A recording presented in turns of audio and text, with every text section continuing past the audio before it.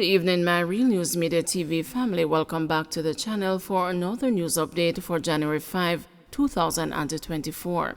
And in the news this evening, St. James records its second murder of the year.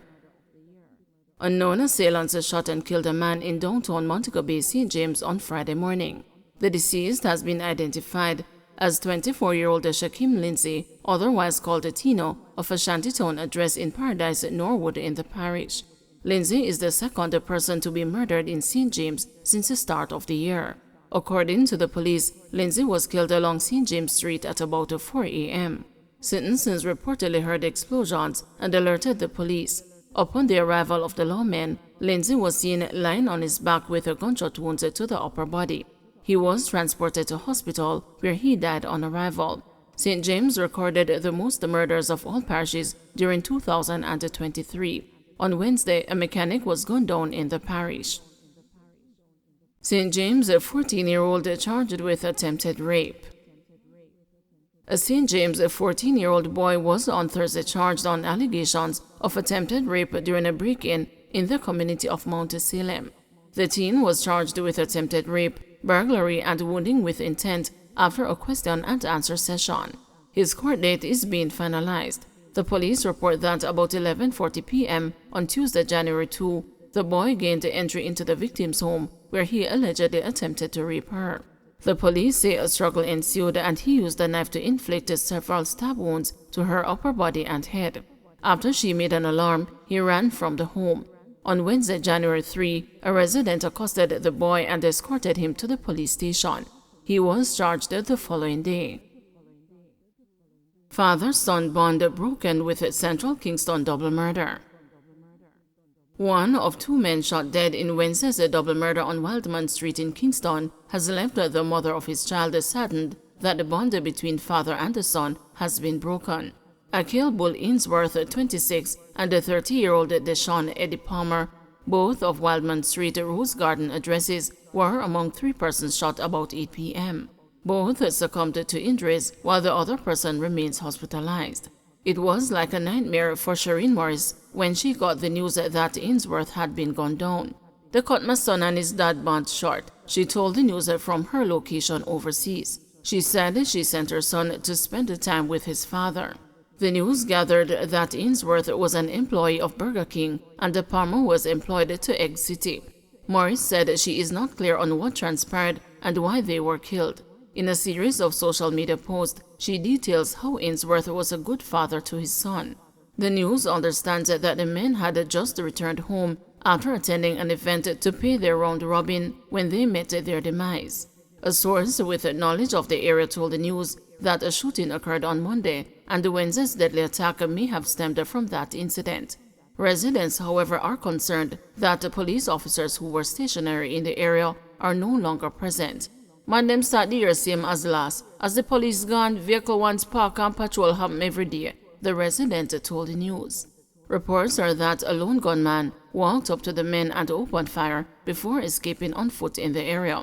The community, popularly known as the Spoilers, has been engulfed in a long-standing gang warfare between warring factions, genocide, and the dark side gangs.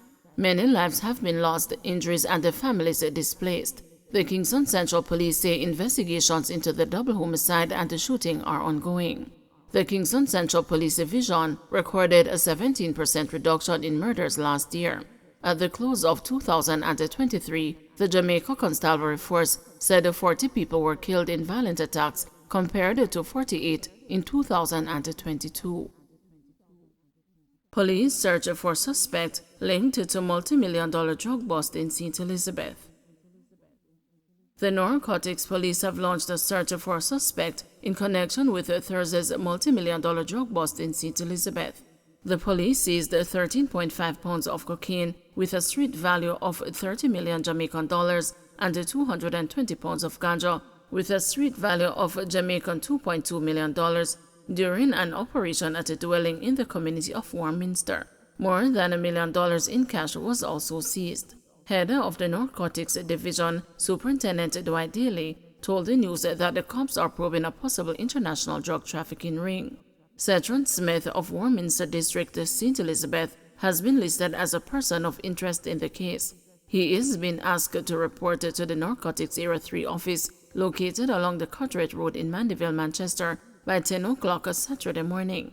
It is reported that lawmen conducted an operation about 7:30 p.m. Thursday at a home in the community. Upon their approach, a man was seen running from the premises. During their search of the house, the police discovered a clandestine drug operation. A motor vehicle found on the premises was also seized. Relative dismisses suicide claim after St. Mary teen found hanging. Jamaica's first alleged case of suicide for 2024 took place on Tuesday when 19-year-old bartender Tamika Nikki Atherton reportedly hanged herself from a tree near her house in Islington, St. Mary. But while media reports say the police have ruled the death as suicide and that the young lady had previously attempted suicide, a relative dismissed that claim, saying he had never heard of that. "No, me never hear that, you know. Me never hear that. Me never hear that part there," Tamika's uncle, Leroy Atherton, told the news. Atherton described the deceased as a nice young woman. "I want nice young girl, man. Me I tell her say me no see that suicide coming. We no see that," he added. According to Atherton, he regularly visits Lebanon, where Tamika lived, and had never heard anything about a suicide or attempted suicide. Police reports claim that Atherton was at home when she told her mother and stepfather that she was going outside to do laundry. After she failed to return after several hours, a search was launched for her. She was reportedly found hanging from a tree with a hose around her neck. The police later moved the body. Investigations are ongoing. While the suicide rate for 2023 was not available, 2022 had seen a 25% increase in suicides in Jamaica over the previous year. In 2022, there were 64 suicide cases, up from 51 in 2021. These figures mean, however, that Jamaica maintains one of the lowest suicide rates in the world, ranging between 1.8 and 2.7 per 100,000 annually. Efforts to contact the Health Ministry's Mental Health and Suicide Prevention Helpline were unsuccessful, so too You Matter and The Safe Spot, both of which offer psychosocial support. 11-year-old drowns on Boxing Day. For Tanya and Alexander, her 11-year-old son O'Brien Gooden was the light of her world, his sweet smile bringing her immense joy. But since his tragic passing, the 29-year-old has been struggling to cope, especially with his birthday coming up on January 13. He would have been 12. Alexander and her family had planned to throw a big birthday party for him and his cousin, whose birthday is on Tuesday. Alexander's birthday is also on Tuesday, however, it won't be a happy one. Police reported that O'Brien, who was fondly called Dante, drowned in the Riacobre in Bogwalk, St. Catherine. He had reportedly accompanied other children to the river about 4:20 p.m. on December 26, but encountered difficulties and drowned. His body was found the following day. Speaking with the news, Alexander, who lives in Guys Hill, St. Catherine, said she did not know her son had gone to the river and thought he was on his way home from his father's house in Bogwalk. She said that she learned that he had died after a photo of his body was sent to her phone by a relative. "I'll know me no sleep. Me can't get no good sleep at night time," Alexander said. "Me not even like to see people with them own children right now. It hard to see it because the whole of my family there and him no there. Me just feel bad. Me can't even go nowhere," the grieving mother said. Alexander said that O'Brien did not know how to swim and had never been to the Riacobre. At the first, him no go out, not even like go a shop. Him no like road, Alexander said. Him no give trouble, him quiet. Him no go a road. Him just stay in and him no give trouble none at all. Him just go school and church. When him come from school, is either him play him game or him play football with him cousins them in the yard. As she continues to mourn, Alexander said that the only thing that has kept her going is her 1-year-old son, O'Brien's little brother. "We just have to try do what me have to do," Alexander said.